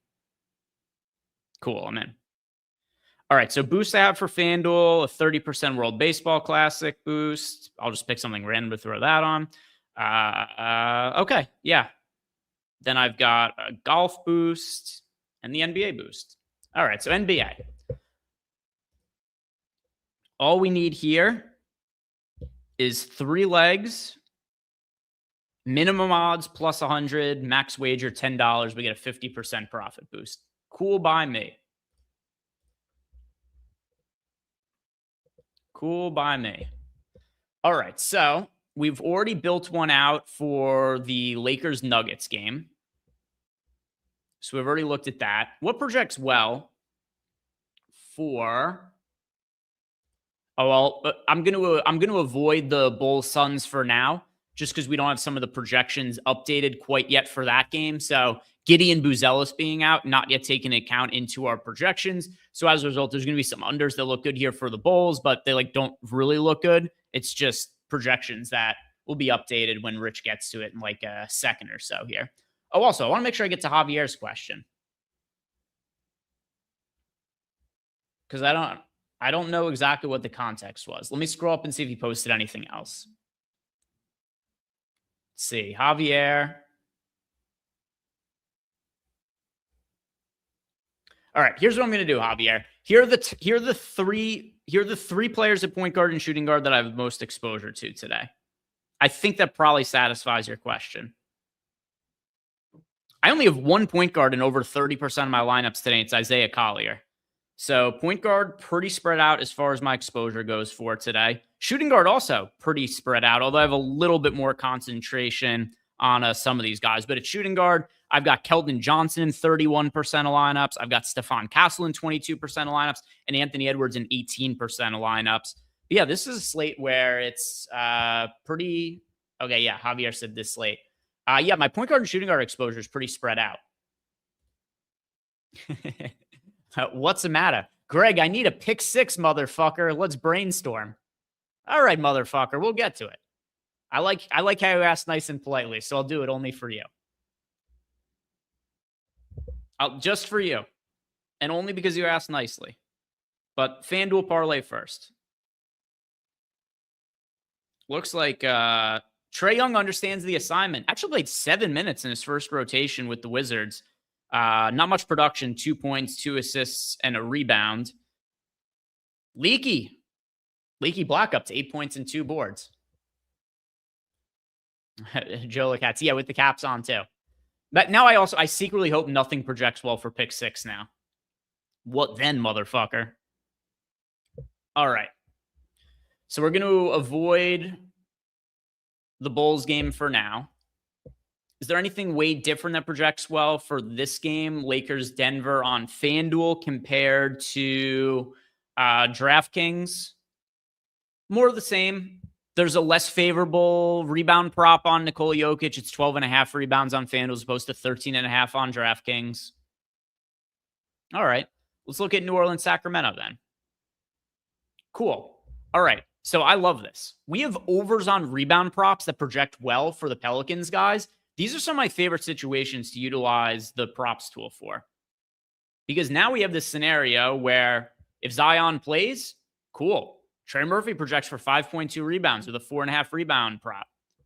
Sadiq Bey projects for 6.5 rebounds with a 5.5 rebound prop. And that's if Zion plays. If Zion sits, then we're probably close to 7 rebounds on Sadiq Bey, probably like 5.5 rebounds for Trey Murphy. So let's plug in both of those props. We could also look here at the rates tool and see what happens if Zion's ruled out. And then we'll go back over to the props tool. But yeah, let's take Zion off. Here's his stupid picture. Trying to figure out if it's a picture of it's hard to see Zion against the darker background here. But I was trying to figure out if it was a skinny or a fat picture of Zion that we had in there. Let's look at some of the guys who would be most impacted if Zion is not on the court.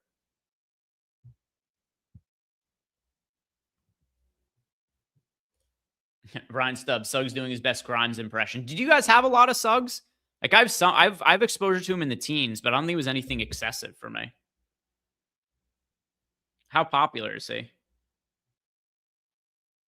Let's see, Jalen Suggs. Sorting by ownership. 18%. So we pulled some ownership. Nothing crazy, though. Of the guys who have locked so far, the most popular is Leaky Black. He's 42% owned, followed by Julian Reese at 27% ownership. Isaiah Collier, 26% owned.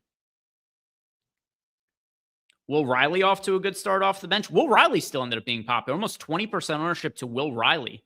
And he's playing well off the bench. I thought he would have come down more, considering he wasn't. Although this, I guess, just one of those situations where people didn't see the starting lineup and didn't react.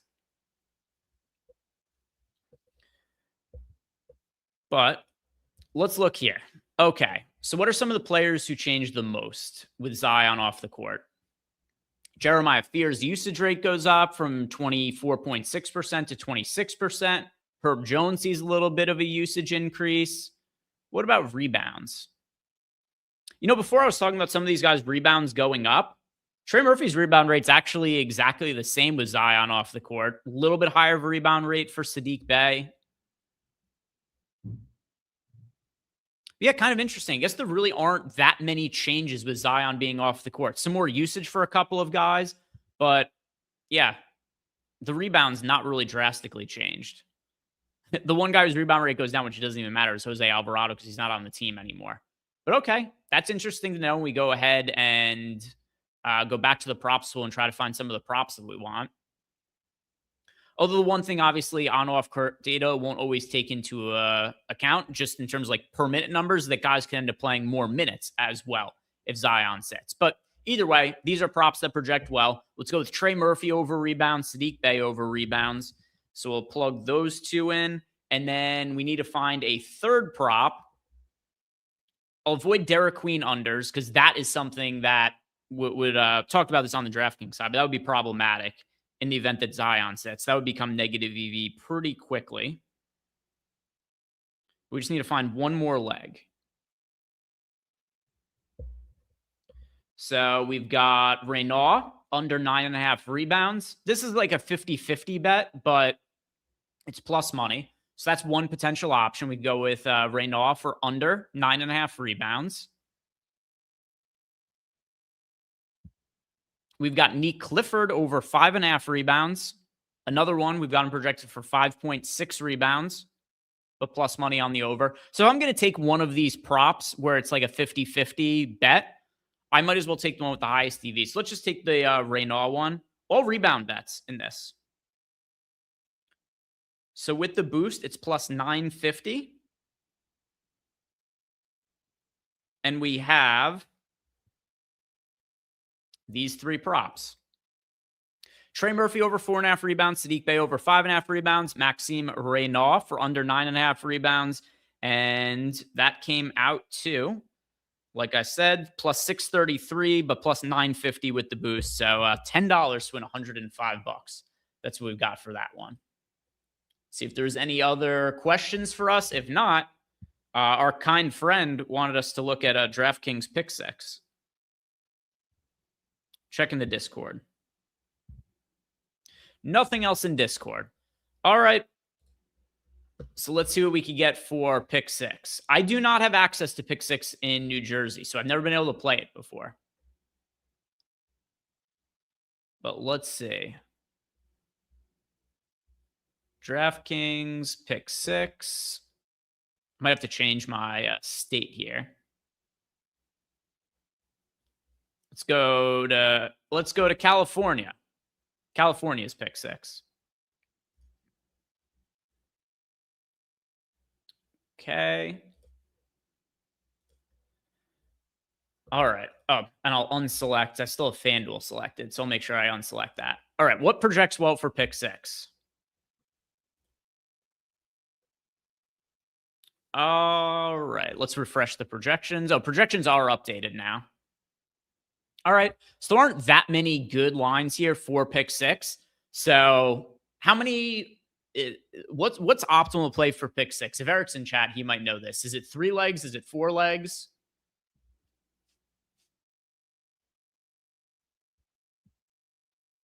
Well, either way, there's only 3 bets that we have here for Pick 6 that have an EV of 2% or higher. So I'm just going to lean on these. We've got Grayson Allen under 3.5 rebounds. We got him projected for 3.3. We've got Yabusele. So even with the projections updated on Yabusele, we now have both of Josh Giddey and Buzelis taken out of our projections. Our projection's still like the under on Yabusele, though, under 12.5. We got him for 11.8. And then the Trey Murphy line, I'd probably want to avoid that one just because of the Zion situation. So we had to move down instead. It would be Jaden McDaniels under 4.5 rebounds. But yeah, it looks like the pricing is pretty tight on pick 6. There aren't that many good opportunities. OB says 3, 3 and 4. All right. Dan says he's a genuine pick 6 pro. Okay. Well, if it has to be 3 and 4, then I think these are the 3 legs to go with. Grayson Allen under 3.5 rebounds, Yabusele under 12.5 points, and Jaden McDaniels under 4.5 rebounds. I think that's the direction to go. Yeah. Chainsaw, did I miss the Miami Mike joke for the night? I think so, because I don't see him. I haven't seen anything. Maybe he's busy today. I haven't seen him in chat tonight. Marquee Sports wants to know the Pistons starting lineup. Do we get one yet? I don't think we have one yet. Yeah, we don't have an official starting lineup for the Pistons or the Spurs. Most likely, it's going to be Cade, Duncan Robinson, Asar Thompson, Tobias Harris, and Jalen Duren for the Pistons. Oh, James says it just came out. Okay, yeah, it came out as I was talking. I got the underdog alert. But yeah, it's the lineup that was anticipated. Nothing crazy there. Super late. Super late. Peanut butter. Somerville. Somerville. I'm not going to give you like my house number or anything, but Somerville, New Jersey. Toronto starters. The Toronto starters are Quickly, Barrett, Ingram, Scotty Barnes, and Pirtle.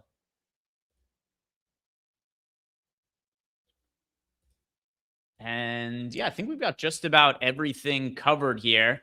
One thing I'll give you guys a real quick look at here.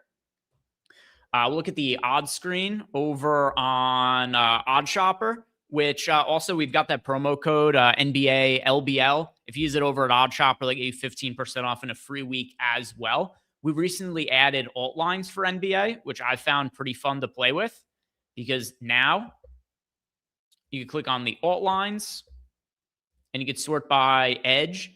And I kind of been playing around with looking for different alt lines at different point in time. We've also got, I see some live lines in here right now. So that'll update in real time.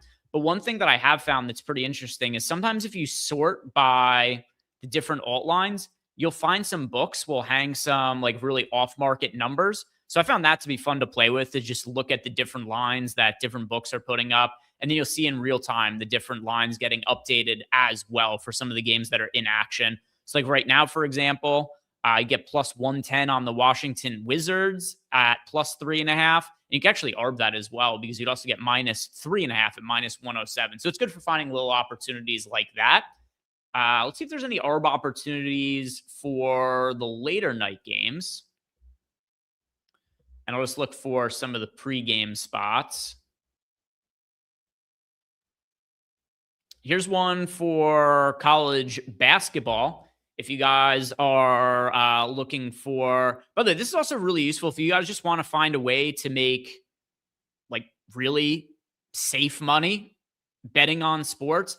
Arbitrage opportunities are some of the best ways to do it. So for example, you got here Western Kentucky at minus 1.5 is plus 110 on DraftKings. And on the other side, Missouri State is plus 1.5 at minus 106. So if you were to put in, you could change whatever your dollar amount is that you want to be betting for these. So let's say, for instance, that you put in here. So like I have $750 entered for the wager amount, but let's say you want to put in just $10, for instance. Then press apply filters. And then you'll see like for this right here, I just put it on $10, but considering the spread in the DraftKings and FanDuel lines, you're getting like a free 1% ROI. So yeah, for this, it would only be 9 cents because I put it on $10. But if you wanted to wager, say $1,000, so 10x that amount, it's a basically free $10 that you could get. And then you could play those opportunities across a bunch of different spots. So we got a lot more lines loaded into the arbitrage tool and the odds screen, which should help you guys find some value there.